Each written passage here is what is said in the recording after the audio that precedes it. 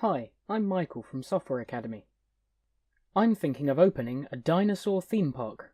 I need to keep track of all my dinosaurs so they don't escape and take over. I have raptors and T-Rexes and I need to count how many dinosaurs I have in total. Sometimes new dinosaurs hatch from eggs, or some of the bigger ones might eat the smaller ones. To save time counting, I'm going to write a program to automatically track my dinosaur populations over time. Let's open idle and start writing code.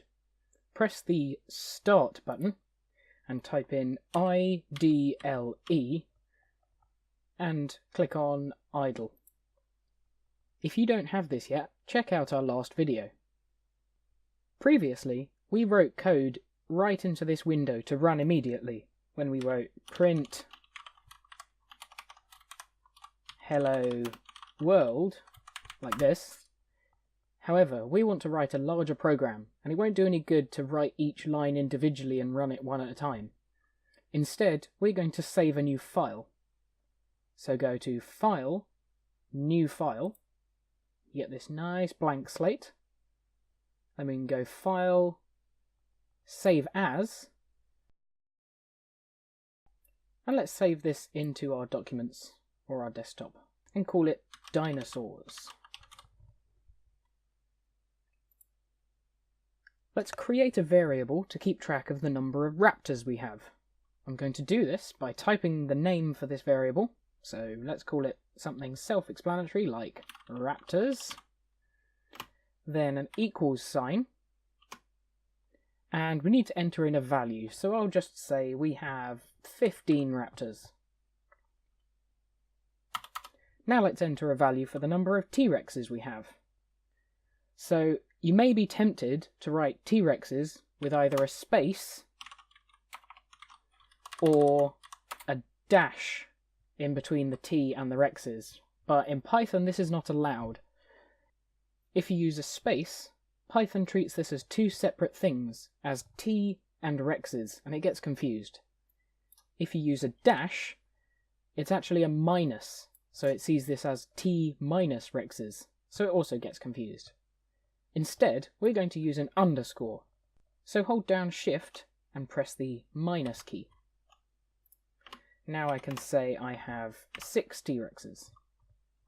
Now whenever we want to remember how many raptors or T-Rexes we have, we can type the name, raptors or T-Rexes, and Python will treat it as if we have entered in either of these numbers.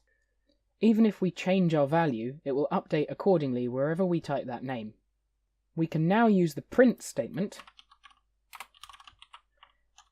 to have the value of those variables printed out to the screen. So for example, if I say print raptors, and then I press the F5 key to run it, save it, it says I have 15. Now I can say the same thing for T-Rexes. Also, quick tip. If you've recently run your file and haven't closed this Python shell, then you'll be able to do a nice little shortcut to automatically type out the names of our variables. So I can start typing in T_Rexes, except I just press the Tab button and it automatically fills out the rest of that name. This is much faster to work with, and it also prevents you from making mistakes or typos. I'm going to press F5 again, and this time it prints out the number of T-Rexes. We can combine this value with a message saying that this is the number of T-Rexes or raptors. Hold down Shift and press 2 to get speech marks. I can type in a message in speech marks just before this word T-Rexes, so I'm going to say there are, then after this speech marks and before the word T-Rexes I'm going to put a comma. Now this comma has to be outside of this speech marks.